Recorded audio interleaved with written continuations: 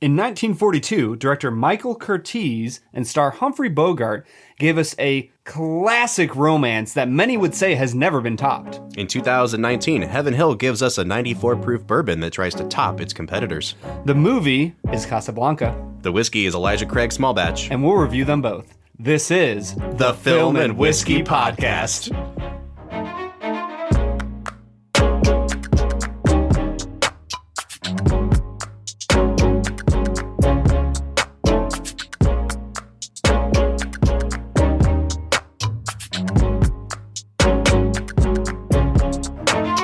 Welcome to the Film and Whiskey Podcast, where each week we review a classic movie and a glass of whiskey. I'm Bob Book. I'm Brad G. And this week we're looking at the 1942 film Casablanca. Fun fact, Bob is going to give this movie a 10 out of 10. Yeah, it's not even a question. It's getting a 10 out of 10. We could pick the whole movie apart and talk about any logical inconsistencies that come up. I would give it a 10 out of 10. I don't care. It's maybe my favorite movie of all time. That's a good question. We should do an episode just about like our top 5 movies and why. Well, I mean, part of the problem is that like I made up this list of movies that we're watching, so I think all my favorite movies are probably going to come into it at some point. I'm really surprised. This list started as a randomized thing that we did. Yeah. And Casablanca was randomized into this month's podcast. Yeah.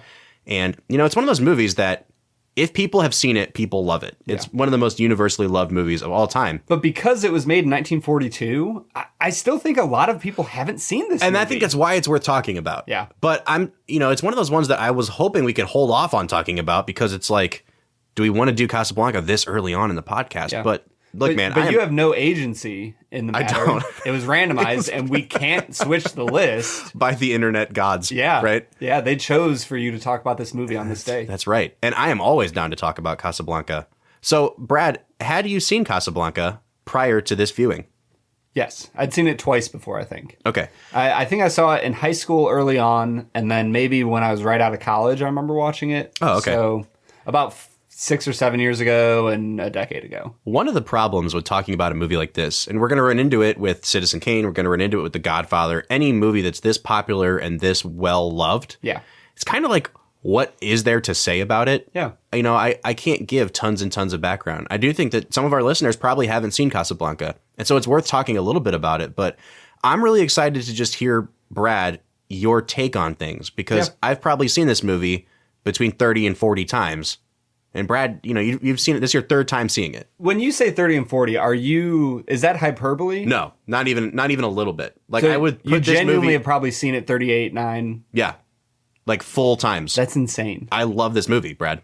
Man, what do you so I guess it might be worth, do you remember your first viewing of it? Yes, I do. How old were you? 14. 14? So I got into high school and I just decided, I saw the list of the American Film Institute's top 100. People were calling you Bobby. Yes, they were at the time. Back in the day. And I just decided, I should probably watch some of these movies. I love watching movies, and I should see the classics. Right. And I think the first one I watched was on Turner Classic Movies, and it was Psycho. Oh, and then I watched Vertigo, and then from there I was off and running. Vertigo, I watched that in high school, and I'm not a horror movie person, so this might affect me more than other people. I had nightmares about that movie. Did you really? Vertigo was so intense. Well, I don't know if you've taken a look at our list, but it's coming up in a month. I'm so excited. Good. But let's get back to Casablanca. So this movie came out in 1942. It was not the prestige movie of the year from Warner Brothers. It was not a movie that was supposed to win tons of Oscars, but it was so well beloved. It was a moneymaker, and it launched, the leading man career of Humphrey Bogart. Because up to this point, he'd basically just played the gangster, the bad guy. And now here he is as a romantic love interest. That's so funny because if you look back on the legacy of Humphrey Bogart, I honestly didn't even know that he was the gangster bad guy. Yeah, I only know him as the heartthrob love interest. Sure. And he plays this role so well because you need a guy like Humphrey Bogart to be this sort of anti-hero that his character is. And what he offers this movie, I think it made the movie successful. This movie ends up winning Best Picture at the Oscars over movies that were supposed to be more quote-unquote Oscar-y than it was. Right. And I think that speaks to, even in this time, it is just an entertaining, crowd-pleasing movie. I mean, and it goes so much deeper than that. But the number one thing about it is that I've never met anyone who walks away from this movie saying, I didn't like this movie. Really? Except for you. Are you going to say it? Oh, no, I love this movie. Oh, good. Okay. Yeah, no, this movie is brilliant. It's incredibly well made. The script, the cinematography, everything about this movie, the music. Yeah. As time goes by. Oh. Well, okay, look. We have to press pause and we have to explain the movie. Okay. We have to do a Brad Explains on the movie Casablanca. Brad Explains the movie. So, Casablanca is a romance. It's a love story. And it is about Humphrey Bogart, who is a nightclub or a saloon, jazz call bar? it a nightclub, sure. So Humphrey Bogart owns a nightclub in Casablanca, which is an African town it's kind of a funnel into Lisbon, which is basically the way you escape from Nazi Germany during World War II. You escape through Marseille, down into Africa, you go through Casablanca to Lisbon so you can get to America so you can escape the Nazi regime. So the entire story is about a anti-Nazi resistance movement guy named Victor Laszlo and his wife trying to escape, but then it turns out that his wife, played by Ingrid Bergman, was in love with Humphrey Bogart at one point. And so they get to Casablanca, they realize that Humphrey Bogart is running a nightclub there, and it is about their story and how they play it out, and it's brilliant. Yeah. It's perfect. I mean, there's so many things going on in this movie. It's intrigue, it's suspense, it's a war movie in a way, in that it's set during the war. But there's comedy. Yeah. There's romance. I mean, it is considered the greatest romance movie of all time. And yet the romance is not only what the movie's about. There's so much more going on beneath the surface. I was actually surprised that we talked about The Great Escape last week. And for me, there's actually a lot of corollaries as far as the feel of the movie between The Great Escape and this, because you fall in love with the characters. You really get invested with the piano player, Sam. Yeah. And you get invested with Humphrey Bogart and Victor Laszlo and all these people. But there's so much suspense in this movie where, just like with The Great Escape, I kind of have this feeling in the pit of my stomach, like, oh man, like, are they going to get caught? Yeah. Are they going to get turned over? It blew my mind how it wasn't just a romance. Yeah, absolutely. In the very beginning of the film, there's this narration with this really cheesy looking globe that's rotating. And the narrator is talking about how everyone is stuck in Casablanca. Everyone's waiting for an exit visa to get out. And he even does the old-timey exit visas. Yeah. Visa. But everybody's stuck there. And so you go into the narrative of the movie knowing people are going to be double-dealing, people are going to be backstabbing, because they're all trying to get out of Nazi-occupied Europe and in Africa here. But the point of all that is to say that everyone's kind of waiting for fate to step in. And interestingly enough, the only person who's not trying to get out of Casablanca is Rick, Humphrey Bogart. Humphrey Bogart's character. Yeah. He's the only one that's basically running away from fate. He doesn't want fate to intervene. He wants to stay in Casablanca. He wants to die there because we find out later because of his history with Ingrid Bergman's character. Right. But and he's become this hardened, cynical guy whose famous line is, "I stick my neck out for no one." Right. And so all these criminals and seedy people that come into his nightclub that he knows, he doesn't stick up for them because he doesn't care anymore. And I love the scene when I'm going to say Moriarty, which is obviously the villain from what's the name of the seedy dude who gets shot at the start that gives him the papers? Ugarte. See, Moriarty, yeah, Ugarte. Yeah. So Ugarte says, the reason I trust you is because you're the only person who doesn't always smile at me and tell me that they like me. Right. Like, you're the only person that's honest with me. Right. And there's something about that is so endearing with Rick, that he's this cold-hearted person that you fall in love with because he's so honest. Yeah. And just for a second, the guy that plays Ugarte, Peter Lorre, he was famous in Germany. He came to America, fled the Nazis basically. Really? Became a pretty famous actor here as well. I love Peter Lorre because he looks like Steve Buscemi, but he plays the character of Christoph Waltz. Yes. Do you know what I'm saying? Yeah.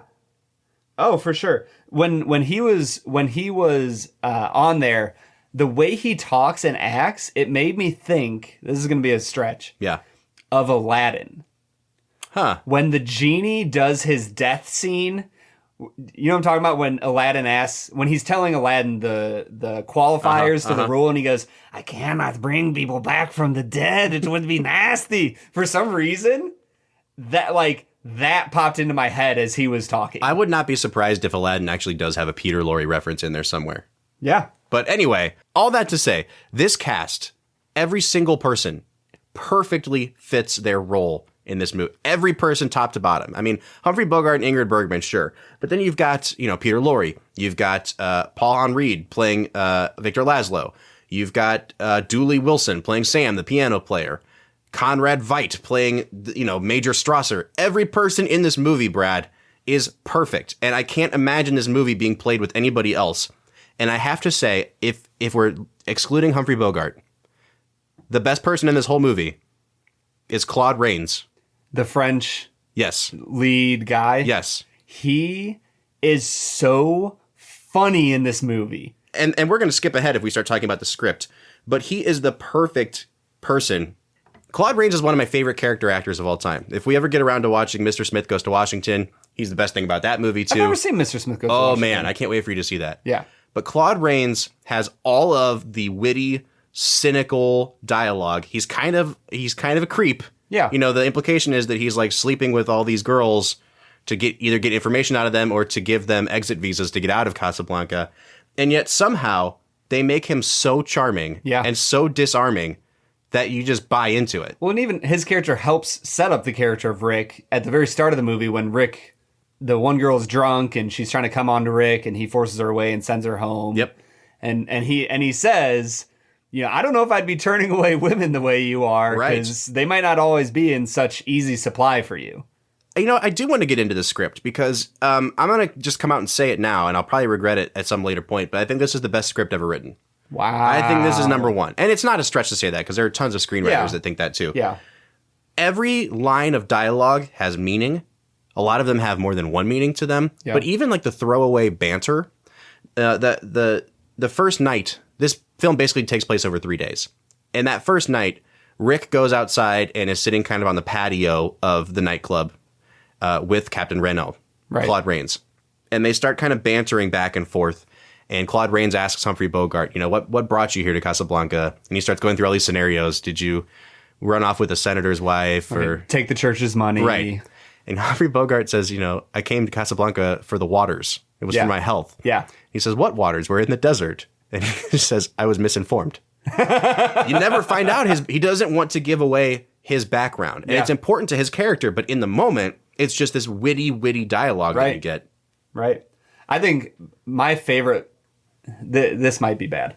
I think my favorite line from the movie is when the Nazis shut down the bar. Oh, yeah. And they basically force Captain Renault, because they have no authority there. Right. But they force Captain Renault to shut it down. And he goes, what? On what grounds are you shutting me down, Renault? And he goes, I am shocked that you would have gambling in this establishment. And then the maitre d' comes up and says, here are your winnings, sir. He goes, oh, thank you. He puts them in his pocket. There's obviously so many classic, perfect lines from this movie. Yeah. But for some reason, that's the one that has stuck with me. Well, let's talk about some of the classic lines from this movie, because we've talked a little bit about Humphrey Bogart. We've talked a little bit about Claude Rains. But you can't go any further into this movie without talking about Ingrid Bergman. Yeah. And Ingrid Bergman has maybe the most famous line from this movie. It's right up there with some others, but it's the most misquoted quote in movie history. People think that she looks at Sam, the piano player, and says, play it again, Sam. And that's not what she says. She says, play it, Sam. Play as time goes by. And Ingrid Bergman in this movie is so perfect. I mean, first of all, she may be the most beautiful woman to have ever existed, right? To have graced the earth. To have ever graced. Helen of Troy has nothing on Ingrid Bergman. When Dooley Wilson starts playing As Time Goes By, when he starts playing it, they cut back to Ingrid Bergman's face. Yeah. And you know that these two characters have a history. You know that somehow she knows Humphrey Bogart, but you don't know how. And that won't be revealed for probably another 10 minutes of the film. Yeah. They cut back to Ingrid Bergman's face, and it is an sit on it for unbroken such a long shot time. for like 25 seconds. Yeah. And her small facial expressions and the sadness and the regret and the trip down memory lane, you see everything in her face. And it's a close-up. I literally, when that scene happened, I was mesmerized. Yeah. And I think that this is another example of where older films can do so much more because they couldn't do all the things that they can do in today's film industry. Where you truly had to act not only well, but you had to act perfectly in a way to draw the audience in to the emotions of the scene.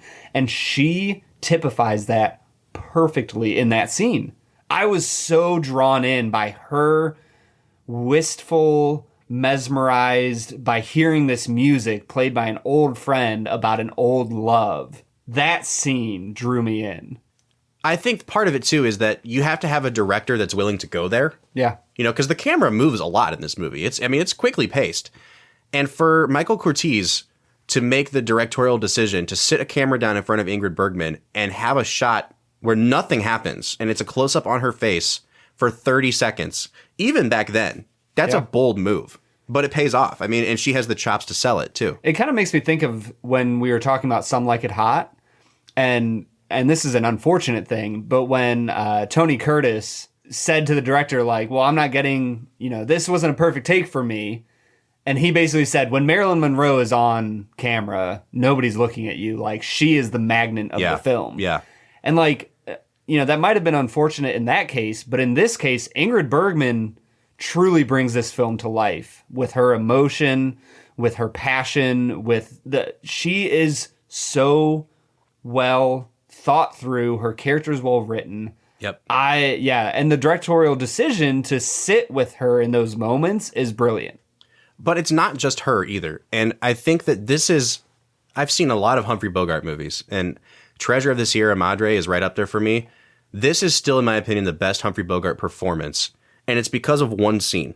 And it might not be the scene you're thinking of, but the scene with the famous line, of all the gin joints in all the towns, is my favorite scene in movie history, I think. Yeah. Because first of all, it's crucial to the plot. Explain the scene a little bit. Yeah, I'm going to. Yeah. So the first day of the movie, basically there's this level of intrigue that someone has murdered German couriers. They've brought letters of transit that could let anybody get out. Scot-free into Casablanca, and you find out that this guy Ugarte, who murdered the couriers, was supposed to be meeting Victor Laszlo, Ingrid Bergman's husband, in Casablanca, and they were both going to get out. Anyway, everything gets fouled up. Ugarte gets arrested. Humphrey Bogart comes to possess these letters of transit, and he's hiding them in the restaurant, in the nightclub. And that same night, Laszlo comes into the nightclub, and who's on his arm but Ingrid Bergman? Yeah. Now, Humphrey Bogart doesn't know that they're married at this point. And so they have this kind of clash where there's a lot of unspoken things. He goes up to their table and he knows Laszlo's wife, but he doesn't know Laszlo. They go home for the night, and you come back into the nightclub when everything's shut down, and Humphrey Bogart is just drinking himself into a stupor. And they've set up the fact that he doesn't drink. Not with customers, at least, either. Right. Yeah. And so he's in here and he's getting sloshed. Yeah. And this scene that follows, his partner in crime, Sam, who plays the piano for him, comes wandering in, and he finds Rick in there, and aren't you going to bed? No, I'm not going to bed. I'm waiting for a lady, because he thinks Ingrid Bergman is going to come back for him. Right. And in the middle of all of this, he allows himself to go down memory lane, all these things that he suppressed, that you kind of know that his character doesn't want to go back down memory lane. And you get this flashback sequence of him with Ingrid Bergman and their time in Paris, because they were in love and she left him. She abandoned him, and he doesn't know why. And he's been heartbroken about it. But before they have this flashback, Humphrey Bogart is just drinking and drinking. Yeah. And he has this heartbreaking monologue where he's talking to Sam, but he's not really talking to Sam. He asks him questions like, if it's December 1941 in Casablanca, what time is it in New York? And you have this idea that he's regretting everything. Not only is he regretting the Ingrid Bergman of it all, but he's regretting that he left America. He's regretting that he can't go back for whatever reason. And he slams his hand on the table. And, he says the famous line, of all the gin joints in all the towns in all the world, she walks into mine. And you have this idea that she's thrown off his whole life. Yeah. More than once now. And it really is this crushing scene. He asks Sam to play As Time Goes By the same way that he did for Ingrid Bergman. and you understand that this is a really important song for both of them. If you can play it for her, you can play it for me. Yeah. And the camera pushes in to Humphrey Bogart's face, and it's my favorite Bogart moment of all time. He starts to hear this song being played in the background, and he has this like really intense focus. He's about to cry, and then he just breaks, and he goes, oh. And, it's not scripted. It's a Humphrey Bogart thing. Humphrey Bogart does not get enough attention or credit for the subtlety that he brings to this role. Because we know Bogart. We know, here's looking at you, kid. Right. But we don't give credit to the really nuanced, subtle ways that he goes about portraying this heartbroken man. I think that's something as like a film novice, I sometimes forget the amount of choice that the actors have in how they play characters. And that in a lot of ways, I don't know, everything feels so produced and everything feels so directed that sometimes you forget that these actors make choices on how to play a character, that all they have to bring this character to life is a script. And obviously the director gives them direction on like, well, in this moment you're feeling this and I want you to express these emotions. But they still have to make choices on how they express those emotions and what their facial features do. And they have to have control over all those things. And you see that in Humphrey Bogart in that moment. And he makes a choice to break in that way that is so relatable that just draws us into his character. Absolutely. And with Bogart, too, it's everything about him. Like, he is obviously the perfect person to play this anti-hero character. But I mean, even when Laszlo and his wife come in and they're sitting at a table with Captain Reno and everyone's doing this kind of congenial, like, putting on airs for each other. Right. It almost feels like a vaudeville performance of like, nobody's saying what they really want to be saying. Bogart just comes in and crashes it. Yeah. And he sits down and he's lounging on the chair and kicking his legs back. And first of all, he's just the pinnacle of cool. Yeah. Oh, yeah. But he's doing what no one else will do. And he looks right at Victor Laszlo's wife and they talk about how they knew each other and everyone's getting kind of uncomfortable. And he looks at her and says, I remember every detail. The Germans wore gray. You wore blue. And I'm just like, oh my gosh, can you imagine being this lady's husband right now? Yeah. But he doesn't care. And I think the way that Bogart is able to balance how his character can be kind of a jerk at points until he finds out the real story, with also us sympathizing with him, it's a beautiful performance. Rick, I have to talk to you. I saved my first drink to have with you. Here. No, Rick, not tonight. Especially tonight. Why did you have to come to Casablanca? There are other places. I wouldn't have come if I'd known that you were here. Believe me, Rick, it's true. I didn't know. Funny about your voice, how it hasn't changed. I can still hear it. Richard, dear, I'll go with you any place. We'll get on a train together and never stop. Don't, Rick. I can understand how you feel. You understand how I feel. How long was it we had, honey? I didn't count the days. Well, I did. Every one of them. Mostly I remember the last one. The wow finish, a guy standing on a station platform in the rain with a comical look on his face because his insides had been kicked out. Can I tell you a story, Rick? You got a wow finish? I don't know the finish yet. Well, go on, tell us. Maybe one will come to you as you go along. The scary thing for me in this movie, and this, I don't know if we need to say the words spoiler alert, but like, the scary thing for me about this movie was, do you remember when we watched An American in Paris and how the two main characters fall in love and the guy that's supposed to marry the main female character is just kind of like, oh, well, you go off and be with your American beau. And you're just kind of like, wait a second, like, I thought you were in love with this girl. Yeah. I was worried that was going to happen in this movie, that Victor Laszlo was just going to be like, oh, well, you fell in love while you were in Paris. I guess you can just go be with Humphrey Bogart now. Right. Which doesn't happen. But there was something about that scene when they first meet in the saloon where I was kind of like, bro, you do realize that your wife is like, this dude's like hitting on your wife right now. Yeah. And he's referencing a former love relationship that they had. Right. And he's just kind of like sitting there. Nonchalant about it. Yeah. So, and obviously the fact that he's French, it's a World War II style movie, made me think about An American in Paris. Yeah. But I don't know why, but that popped into my head and I was just like, ooh, I don't know how I feel about that. Right. And even later in the movie, Victor Laszlo says to Ingrid Bergman, he basically says, like, was there something between the two of you? Yeah. As if he didn't know. Like, it was super obvious. That there was very, something very between them. obvious. What I love about this movie, though, and you know, having seen it so many times, I know like every beat of the movie, and you really remember like the end sequence, which again, you know, we get into spoilers here, but here's looking at you, kid. Yeah. What leads up to that, though, is that Rick, Humphrey Bogart's character, in order to sell what his plan is, which is Victor and Ilsa have to get on this plane together and not me. Right. There's only 2 letters of transit to get out of here. He has to lie to everyone, basically, and make it seem like he's going to steal this guy's wife. And he's so successful at it because you really are convinced up until the moment that he pulls a switcheroo on the audience and everyone in the movie that he's about to do it. And I think that for the direction and the script to go in that direction and sell us on it really says something. Yeah. With that scene, there's 2 problems one of the main problems I had with this movie, for some reason, I got the impression that the 2 letters of transit were on 2 separate people. And the person that they killed at the very start of the movie had one of the letters of transit, and Ugarte only had one.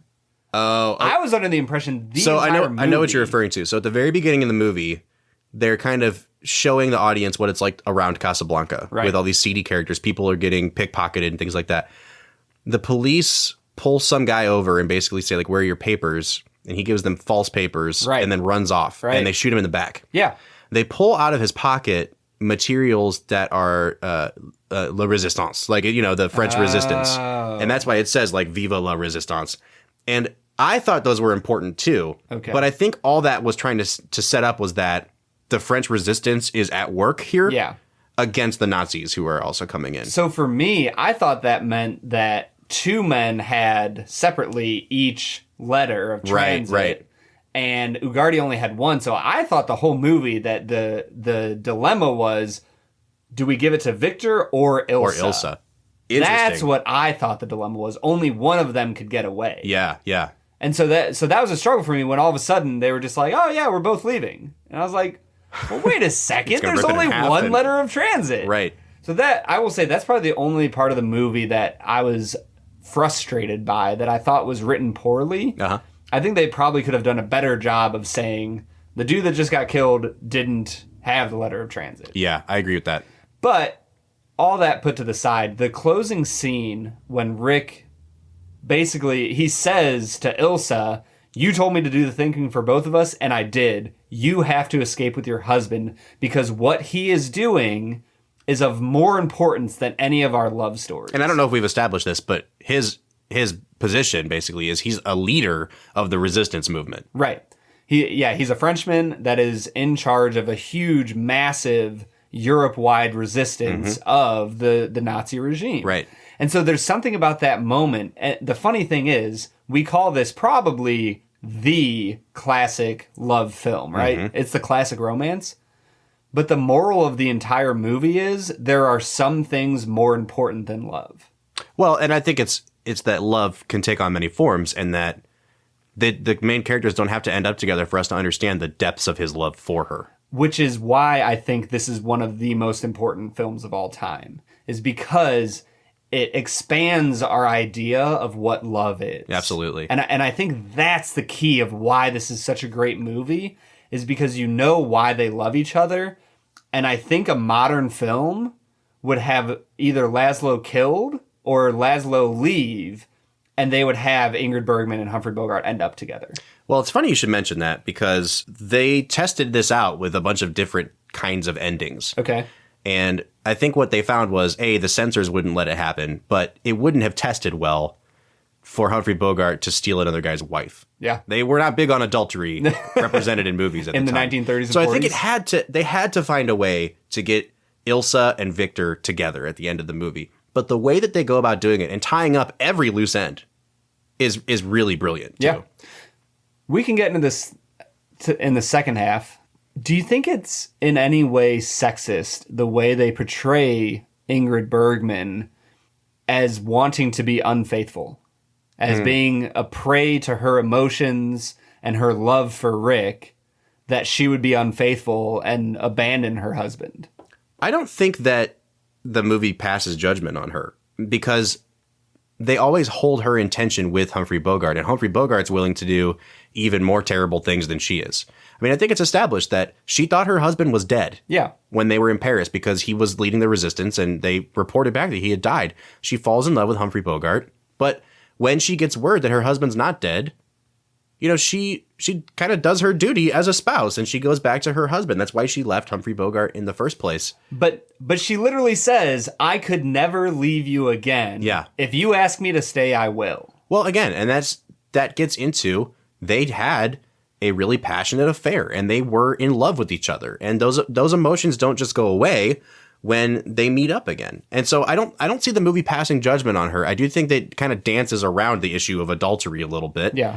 And this is something we can get into a little bit later because I think there's a really key scene that doesn't involve those two that kind of talks about the movie's attitude towards these things too. But for right now, I think it's time for us to pop open this Elijah Craig small batch. What do you say? Let's do it.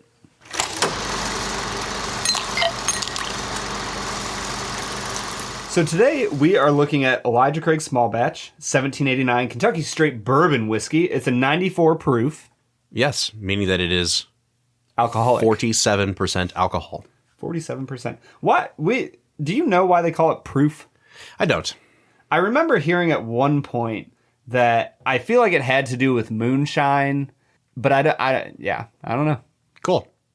So Elijah Craig is manufactured by the Heaven Hill Distillery.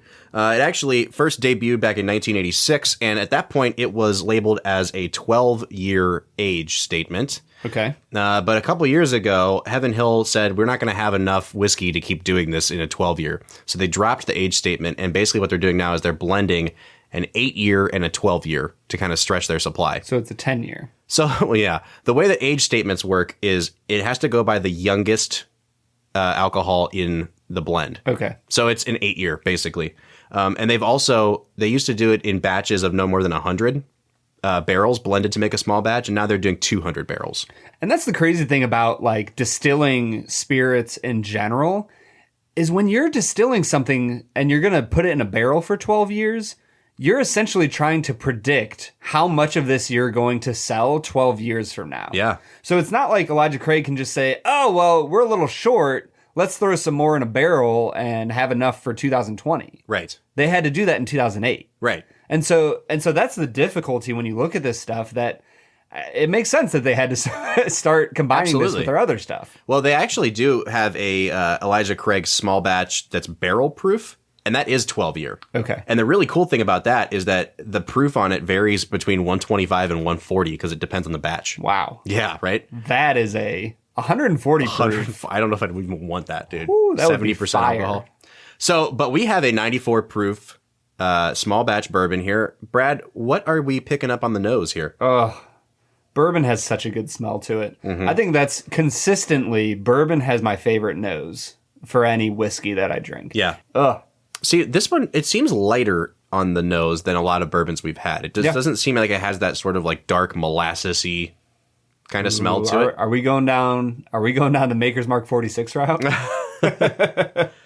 No, I would agree with you though. It doesn't quite have as viscous of a smell to it. Stop it. That doesn't even apply here, Brad. Let's take a sip. You know, that's just okay. All right, here's my thoughts. It's really, really sweet up front, like tip of my tongue. You get that bourbon sweetness. Yeah. Ooh. Sorry. Bob just got excited. Did the burn hit you all of a sudden? No, you roll it to the back of your mouth, and it has some spice to it. You swallow it, and like it's peppery. Like it's definitely not an alcohol burn. It's pepper. Yeah. And the finish, I was like, nah, because the finish kind of disappears. And then I breathed in, and I started to get these really like a vanilla and some cinnamon after I swallowed it. I feel like it opened up more in the finish. I think it hits the tongue really hard at the very opening. Mm-hmm. It does have the sweetness, but for me, there's a steady burn throughout. But like you said, it's not necessarily alcohol. Pepper is a good adjective. It kind of has that peppery feel to it. Yeah. Wow, that's good. Man, I thought it was going to be just okay. And then if you give the finish a couple seconds, the flavor and the alcohol disappear, which I thought was going to really lower my score for the finish. And then all of a sudden, these really sweet notes of like baking spices start to come out. I don't know if I totally agree with you. Wow. I'm struggling with the overall balance. For me, there's a lot of burn throughout. Even sitting here 20 seconds after having taken my last sip, I still just kind of have a burn in the bottom of my throat that isn't great. We might be split on this one. I'm really enjoying this. So we've talked about the finish a little bit, but Brad, do you want to add anything to the finish? I kind of see what you're saying, where you can kind of breathe and get those hints of vanilla. But for me, I feel like my throat has been kind of charred. So like a toasted oak barrel? Yeah, like a toasted oak barrel. And I don't know if I can really catch those quite as well. All right, well, why don't we do this? Well, let's start scoring. Yeah. And then we'll come back with our final thoughts. So on the nose, I did not really care for the nose. That was probably my least favorite part of this bourbon. It's brighter, but there's not a lot of complexity to it. I would probably give the nose a 5. I would give it a 6.5. 6.5. Okay. I actually liked the nose decently well. It's not the best bourbon I've ever smelt, but I liked it pretty well. Okay. Taste, I loved. I mean, really sweet up front. You get that nice peppery spice to it on the back. I didn't have a lot of alcohol burn. Mm-hmm. It disappeared pretty quickly, but that's more finish than taste. I think I'd give this an 8. 8. If we're doing halves, I'd give it an 8.5 on taste. What did you give the nose? 5. 5. I'd give it an 8.5 on taste. So I'm gonna stick in the same range. I thought the taste was decent, but not spectacular. I'm gonna give it a 6.5. All right. So what about the finish? The finish wasn't that great for me. I know you really like the vanilla-y, kind of peppery cooking spices. For me, I didn't get those. I'm going to give it a 6. I have a feeling that that's going to be the most divisive thing for people about this bourbon is that the finish itself, what people generally talk about, what lingers on the palate, goes away pretty quickly. Like it burns and then it's gone. Yeah. But that extra layer that I got of what was still like the residual tastes, flavors that were left over really opened up after the fact. That residual viscosity just shut up, man. So I'll split the difference. I'll give it a 6.5 on the finish. Okay. Overall balance, what do you think? I thought it was well balanced. I'm going to give it a 7. I would also give it a 7 just because the nose didn't live up to the rest of it for me. Yeah. The funny thing is I think I liked the nose a little bit more than the rest of it, but yeah, it's decently well balanced. And what about value? So we paid... I think for a fifth, it's about $28. How much so this is a pint. How much did you pay for the pint? The pint was 18, I want to say. So what about value then? When you're looking at value, for a fifth of Elijah Craig, you are looking at about 28 with tax and stuff. It's a $30 bottle of bourbon. Which is pretty standard. I mean, you're talking about a mid-shelf bourbon, and you're getting a small batch. Yeah. I think for what you get, I actually think this is quite a good value. I would give it a 9 on value. Wow, that is a high score. I honestly was thinking that I would not spend $30 on this. I'm going to give it a 4 on value. So this is the thing, value is our new category that we're trying out here. But I guess my question is, if you could buy something at a similar price point that was made the same way, like a small batch that you enjoyed, like your value score would go way up, right? So how much does your enjoyment of it really factor into the value? Because I think just to say I wouldn't spend $30 on it doesn't mean that 30 for a small batch bourbon isn't a bad price. You're probably right, but for example, the James E. Pepper 1776 is the exact same price point, and I would buy that any day over this. I get that. And so for me, that is a large part of value. Yeah, I mean, maybe I'm weighing too heavily enjoyment. Maybe for me, value is just, did I enjoy this? I get that. So what are you coming out to, Brad? Because I came out to a 36. Let's see. I came out to a 30. 30 out of 50. Okay, so split the difference. We're at a 33 out of 50. Yeah. Which makes this, an upper third kind of a whiskey. Yeah, and I know I was a little bit harsh on this, probably just because Bob was a little bit more positive about it. But it's a good bourbon. It's not bad. It hits the palate well. Yeah. It has good flavors. It has a good nose. It's a solid bourbon, but for me, it's just okay. I do think that this is worth the price, especially at only $28, $29, because I'm picking up flavors in this that I don't get in really cheap, low-end, low-grade bourbons. Yeah. It's obviously, which is why you're paying $15 more. Exactly. If they were charging $40 or $50 for this, I don't think it would be a good value, but it's right in that middle tier. You're going to find it on the middle shelf, and I think that it is comparable to, a Buffalo Trace or anything in that price point. Yeah. All right, so that has been Elijah Craig's Small Batch. Brad, what do you say we get back into talking about Casablanca?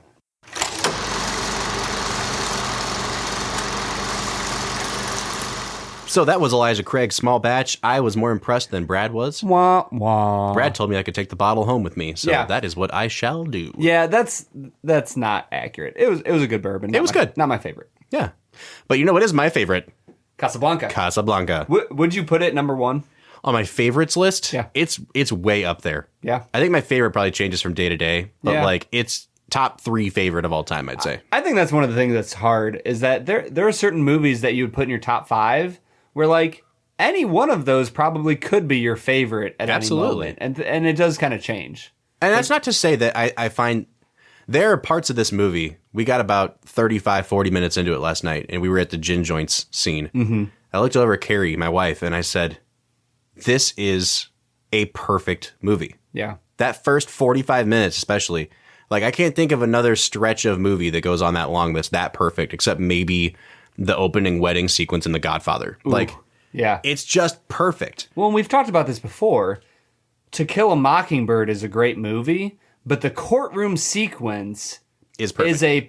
is a perfect part of a movie that if it was on its own, it would be a perfect movie.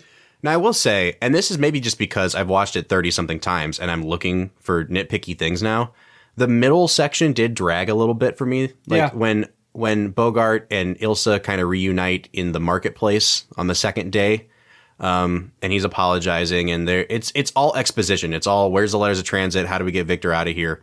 That sequence kind of dragged a little bit for me, but it didn't take the movie down overall, in my opinion. Yeah. It didn't go from being a 10 out of 10 to a 9.99 out of 10. 9.8. Yeah. Still a 10 out of 10. It's still a 10. If you're going to call it a 10, call it a 10. Yeah. So I wanted to talk a little bit about what Brad was suggesting before we took a break, which was, is this movie's attitude towards Ingrid Bergman a little bit sexist? Yeah. Or is it blaming her for the sort of adulterous relationship that she has with Humphrey Bogart? And I don't see it that way. I think that the script does a really good job of setting up that they really are kind of star-crossed lovers, that fate is just not going to let them be together. But that doesn't keep her from loving him. And it also doesn't keep her from fulfilling her duties as a spouse either. Yeah. Well, I think for a time it illustrates that. Because eventually they couldn't live in Casablanca forever. Right. Either she would cheat on her husband or spurn Richard again, and that's that, if they stayed in Casablanca for a long time. And so the film necessarily has to have them leave. Because otherwise she would cheat on her husband. Yeah. Let's be really honest. She's more in love with Humphrey Bogart than she is with her husband. Sure. Which is unfortunate. My favorite moment. Like, Victor Laszlo's a great guy. He's a fantastic human being. And he looks at her at one point and says, "I love you very much, my dear." And she goes, "Yes." What? I was like, ouch. Yeah. Yes? What do you mean, yes? And that's one of my struggles with the movie, is Victor Laszlo is such a great guy that in my mind, yes, I understand that you fell in love with this man in Paris and you thought your husband was dead, and it's understandable. And it's kind of like a Castaway sort of, I thought you were dead, so I moved on. Yeah. But with that, I just struggle with her indifference towards Victor Laszlo throughout the movie. I don't know. I mean, that was probably the biggest struggle for me. Yeah. Is how quickly she falls back in love with Humphrey Bogart. Because she has now been able to spend time with her husband. Yeah. For how much time do you think has passed? Like 2 years? A year? It's been a couple years, sure. So long in my enough for him mind, to set up the most successful nightclub in Casablanca. Yeah, for sure. And so I look at that and I go, she's spent years with this person. Yeah. And I look at that and I think, man, like, wouldn't you think that she would have fallen in love with her husband enough that she wouldn't just fall head over heels for Rick again? That was a struggle for me in this movie. I mean, you made the comparison earlier to An American in Paris, and I don't think it's a bad comparison, because all through that film, Leslie Caron is in love with Gene Kelly, and she's basically saying, I love the guy I'm going to marry, but that's because of what he did for me as a person. Yeah. and it was less about a romantic love. For me, that's different because when Leslie Caron fell in love with her person, it wasn't from a sense of falling in love. It was from a sense of duty. Like, he saved her when she was a child, and she grew up knowing him, and it was expected of her to marry him. They definitely set up this idea of, I was expected to be with this man. Whereas in Casablanca, they don't talk at all about their past, about Ingrid Bergman's past, Ilsa's past. And so you have this sense that she fell in love with Victor Laszlo at one point, married him, he died, she then fell in love with Rick when she never thought she would fall in love again because she had loved her husband at first. So for me, there's a sense of like, when she found out that her husband was alive, she should find those old feelings she had for him and fall back in love with him, and you don't get that at all. So there's this great scene in the movie where a young Bulgarian couple comes into Rick's, and the husband is trying to win at roulette, and of course he's losing because the game's rigged, right? But basically it's implied that Captain Renaud, Claude Rains' character, is going to hook them up with exit visas if the wife sleeps with him. Sex is used as a tool in this movie in ways that really got around the 1942 censors. But this young woman sits down with Humphrey Bogart and is basically asking advice and asking, if I sleep with Captain Renaud, is he going to follow through on his word when we get out of here? And Bogart tells her, yeah, he really will. And she starts asking Humphrey Bogart about the morality of it. Right. She says, you know, if the wife were to do a bad thing to make sure that she and her husband could be in love forever, is that okay? We did not want our children to grow up in such a country. And so you decided to go to America? Yes, but we have not much money, and traveling is so expensive and difficult. It was much more than we thought to get here. And then Captain Renaud sees us, and he is so kind. He wants to help us. Yes, I'll bet. He tells me he can give us an exit visa, but we have no money. Does he know that? Oh, yes. And he's still willing to give you a visa? Yes, monsieur. And you want to know? Will he keep his word? He always has. Oh. Monsieur, you are a man. If someone loved you very much, so that your happiness was the only thing that she wanted in the world, and she did a bad thing to make certain of it, could you forgive her? Nobody ever loved me that much. And he never knew. And the girl kept this bad thing locked in her heart. That would be all right, wouldn't it? Do you want my advice? Oh, yes, please. Go back to Bulgaria. Oh, but if you knew what it means to us to leave Europe, to get to America. Oh, but if Jan should find out. He is such a boy.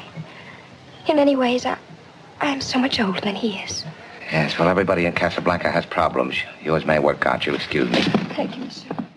She doesn't know what's going on with Humphrey Bogart in that moment. And Humphrey Bogart decides, instead of weighing that option, to let them win at roulette and get the money they need to go. And he's doing that because he feels morally conflicted about what he's doing with Ingrid Bergman. Like, they are having an adulterous relationship, or they're going to at least.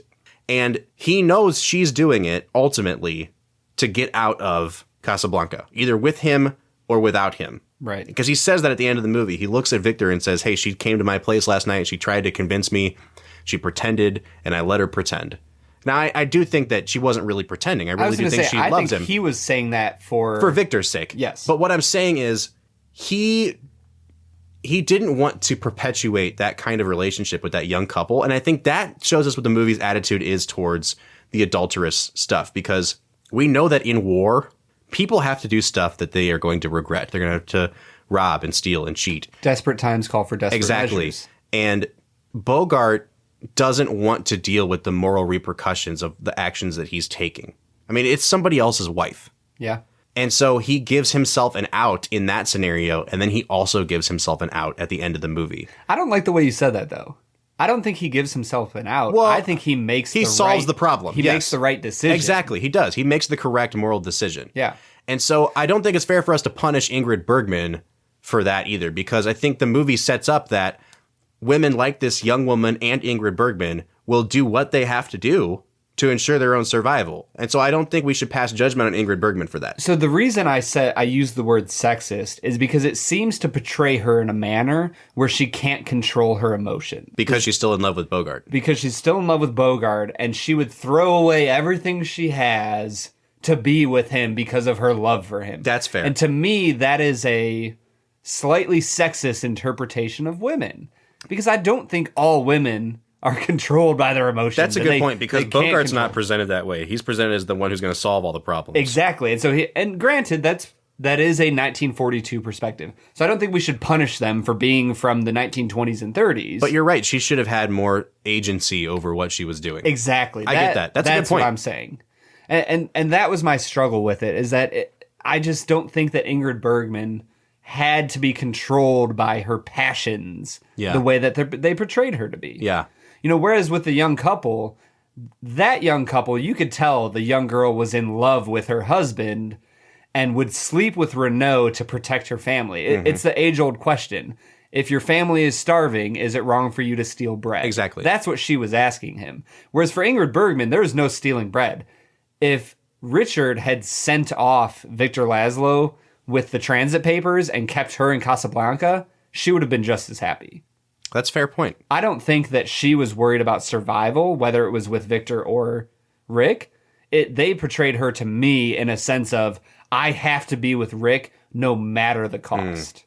And that's where I struggled with her character. Yeah. I don't think she had enough depth. I think that's a good point. And it just goes to show, even in a movie like Casablanca, there are things to nitpick about. Yeah. But that gets us to our final scores. And we already, 1 out of 10, Bob. we already know. Terrible movie. We already know that I'm giving it a 10 out of 10. Like, even with the nitpicky things that I saw last night on my 40th viewing. Yeah. I'm not dropping it down. If you watch a movie 40 times, listen, I have a 2-year-old son. We have watched the movie Coco 758 times. And, like, I still love Coco. Yeah. Of course, after viewing it 100 times, you're going to find something to complain about. Casablanca is as close to a perfect movie as humanity will ever achieve. And it is a 10 out of 10. Will ever achieve. Ever. Brad, what do you give it? 9.5. 9.5 out of 10. Yeah. I agree. Man, I agree with you that I just want to double check because I want to make sure. Yeah. The Aviator is a better film than Casablanca. So that's part of the problem with ranking all these films that I'm running into. Yeah. Is that sometimes my ranking for a film doesn't associate with your all of score. my other rankings Yeah. that I've given Yeah, other yeah. films. But when you give something a score and you've given a bunch of other things a score, Yeah. they are automatically related to each other. I get that. So the hard thing for me is Casablanca a better film than Some Like It Hot? Yes. And the answer universally would be yes. Did I enjoy Some Like It Hot more than Casablanca? Brad. And the answer is yes. What? What? How can you enjoy anything in life more than Casablanca? All right. I can't complain too much. Brad gave it a 9.5. And that's the struggle for me. I recognize that it's a perfect movie.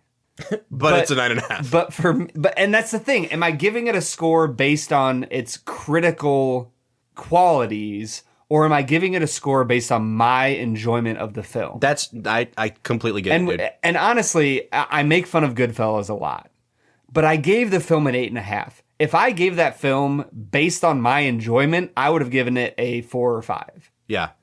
But I recognize what Goodfellas did for the industry. I recognize the technical brilliance of the movie, and I gave it an 8.5, and I tried to be honest about that. And so for me, if I had to, we haven't done this before, I will give it a 9.75. Ooh. My enjoyment was a 9.5. The technical quality is a 10. It's a 10. Split the difference. And so if I had to, I would say it's a 9.75. Listen, man, I'm not going to pressure you to change your vote. If you have a 9.5 in mind, stick with the 9.5. Like, own it. There are classic movies that we specifically put on this list that I don't like. And when we get to them, I'm going to be in a very small minority saying, I think this movie is awful. Yeah. And you know what? Own it. Like Endgame. I didn't think Endgame was awful. You didn't think it was great, though. I didn't think it was great. But you know what is great? Casablanca. Yeah. We're nitpicking over a half of a number. Right. I agree. I can fully appreciate why anybody, and I hope a lot of people would give it a 10 out of 10. It's such a good movie. It has aged so well. Yeah. I think that's one of the big things. Like, you watch The Great Escape that we talked about last week, and that's a film in color, and you can tell it's an older film, but it still has more qualities that we can appreciate as a modern audience. Casablanca is an old movie. Black and white, 1942, a completely different era with different ethics, different morality than we have in our current generation, and it's still a perfect movie. And so I want people to rate it a 10 out of 10. I give it a 9.5 out of 10. I love the movie. Let's hear what you think. Reach out to us on Instagram, at Film Whiskey with an E, on Twitter, at Film Whiskey with an E, on Facebook, Film and Whiskey Podcast, or you can call into our call-in line, Give leave us a a call. voicemail, and nitpick with Brad over half a point. What's the number, Brad? 216-800-5923. Once again, that is 216-800-5923. And guys, we're still a new podcast. Share it with your friends and family. If you're enjoying what we're putting out there, give it to your friends. Share us with the world. Give it to your wrap it up at Christmas time. Record it on a cassette tape. Give it to your Aunt Shirley. Guys, for the Film and Whiskey Podcast, I am Bob Book. I am Brad G. We'll see you next time.